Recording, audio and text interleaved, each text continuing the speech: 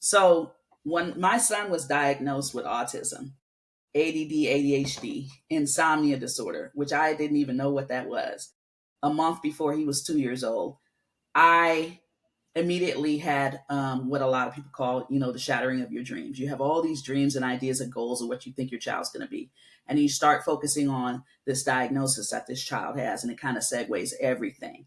So I started doing a whole bunch of research. What do I know about autism? And I know pretty good amount because I'm an educator. 23 years in the game, the high school level, 18 years at the college level, I've come across many a student with autism, but this is mine. And he's a baby. And so my experience is 14 and up. And so here I have this child, I didn't know what to do. So in my research, I wanted to find some children's books. When I tell you there are less than a handful of children's books about kids with autism who are Black or brown, let alone children's books about kids with autism, period. Period. Yeah. Okay. So I wanted my son to be able to see himself and his story in children's books. And once again, I didn't see it. And so I had all these dreams and goals and ideas, but I had to really kind of sit back and say, my son is having some really great experiences and some not so great experiences. And that was the other thing. Some of the books I read focused on the negative aspects of autism. And I really had a blessing with his elementary school. I'll give a shout out to Ellahurst Elementary School in Pinole, California. I moved him there because it's right down the street from my school. So I did move out of Vallejo District into Pinole, West Contra Costa Unified School District. But he's been with the same kids from kindergarten till fifth grade.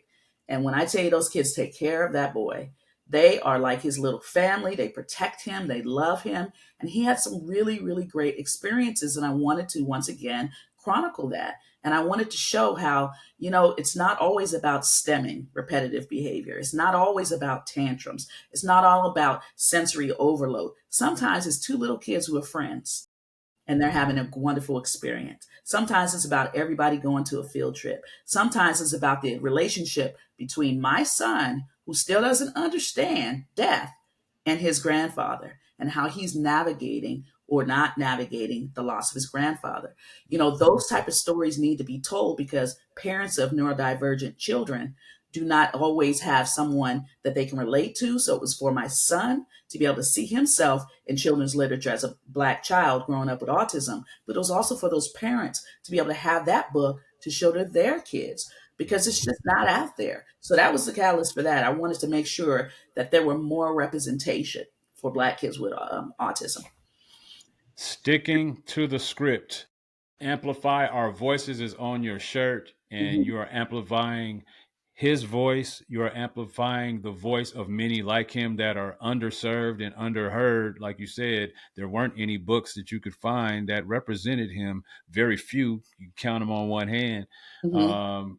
If any, for and very not very many for the entire society of autistic Mhm. human beings. So that's great again, and it goes along with the theme. If you're watching, I hope this is an inspirational moment. Build the table.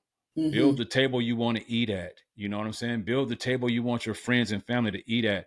And your son, as far as having a place to see himself in text and literature, didn't have a table to eat at, and you built one for him.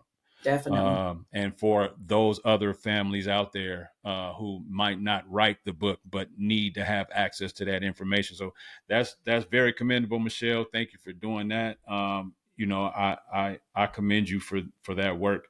Very powerful. I'm sure you're inspiring.